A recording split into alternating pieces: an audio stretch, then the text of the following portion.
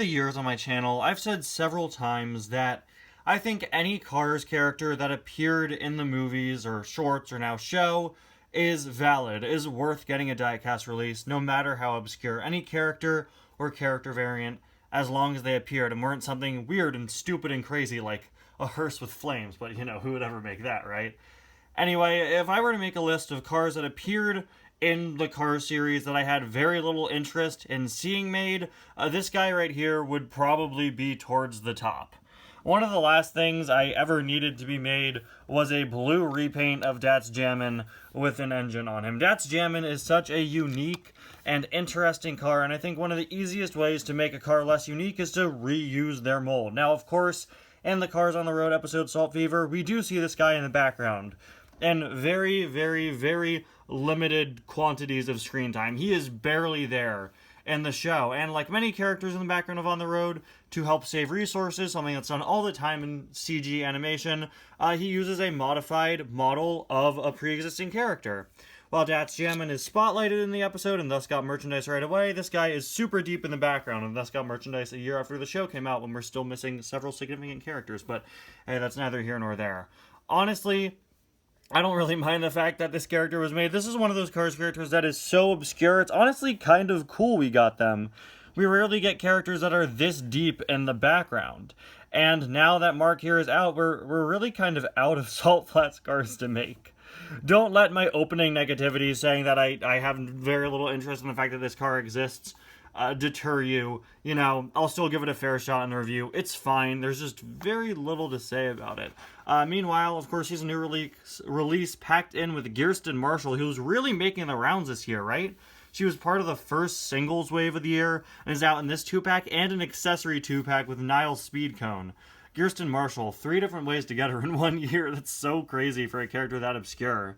Anyway, guys, welcome back to another review and to another 2023 Cars Diecast 2-pack review. Today, we're going to be taking a look at the new 2-pack of Gearsten Marshall and Marc Sondtimer, named after Kirsten Marshall, she's a Pixar employee, and Marc Sondtimer, who is a Pixar employee, except the Heimer has been replaced with Timer because haha, cargo fast. Moving on to the back here, you can see as seen in Cars on the Road with some other 2-packs.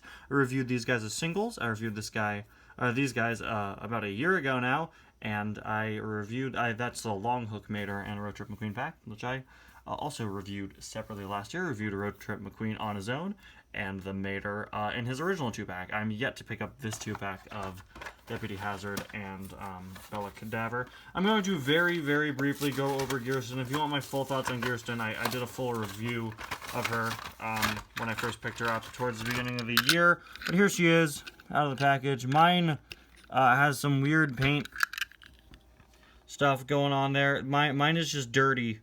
Why is it dirty? My regular Gearsten has an accidental black paint mark on it, which when I paint my cars, occasionally ones that are painted black, the paint rubs off on other cars. So I was hoping I could use this as a replacement with a roof like that. I really cannot. This one is why is it so dirty? It is a mess. It is, I don't know what's going on here. Anyway, I'm gonna repaint this. I don't know for what. Probably for my Bat Car series.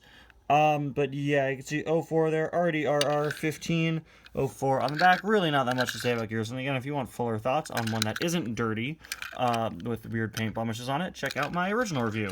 And then we move on to another guy. Oh, hi, Marc. So this is Marc Sondtimer, and he's a very interesting release. He's very, very, very, very similar to Dat's Jammin'. Look, they literally just flipped his mouth expression.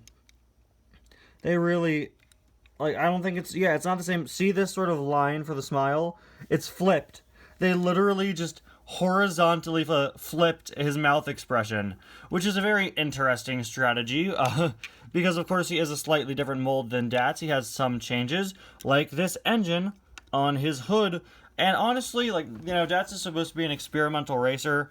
So I wonder what Marc in universe is. Is he like because he is fully painted, unlike Dat's, so has a super cool unfinished look to him.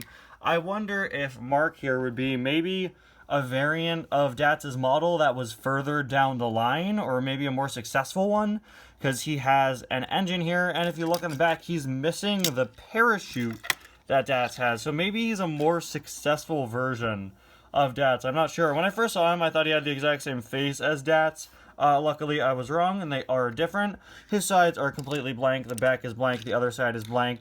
But on the bright side, he continues the streak of 2023 Salt Flats cars not having these salt wheels that all of us really disliked, which is good. Dats had probably the best case of it because you could barely see his base and wheels, but yeah, nice to see that trend kept up this year. So there you have it, Marc Sondtimer, a car that I'm really indifferent on. I don't know, it's a rare case of me kind of wishing this character wasn't made as a diecast because I feel like it just makes Dats less special. It's like what I've always said with the Piston Cup Legends. I loved these when they were first coming out, and then they just made more and more and more and kept reusing models, which is accurate to the movie. But when it first started, we were getting cars like Jet Robinson and Randy Lawson and Duke Coulter's here, who were their own unique molds. And then in 2021, we were just like, here, these two are the same mold. These two are the same mold. You know, these two are the same mold. And it became a lot less special. Dats is always going to be a very unique and special car for that color scheme alone, even if we do now have a repaint of him. He's still unique. Marc is unique in his own way. I love that shade of blue for him. He's just such an inconsequential release to me. I wish I had more to say, but I really don't.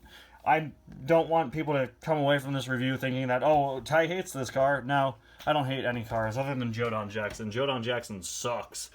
No, but for real, I'm really indifferent on this one. There's really not all that much to say. It's fun. It's fine to have. And again, it's just a fun background character to help fill out your Salt Flats collection, as if you need more cars to fill it out. Anyway, guys, thank you all so much for watching, and I'll see you guys next time. Wait, I forgot Gearsten. Okay, bye now.